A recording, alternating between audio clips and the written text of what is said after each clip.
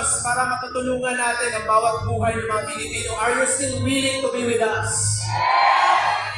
Kasi ako naniniwala, kung nakapag-create tayo ng sobrang dami yung mayaman sa past 10 years, I still believe na kaya natin i-triple yung result na yan for the next 10 years. I see more billionaires being created. Nakikita ko maraming mga magiging global ambassadors.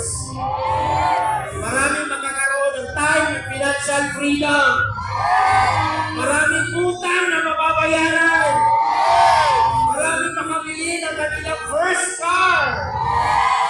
Maraming magta-travel sa iba't ibang bansa. For once, I would like to quote this from our visionary president.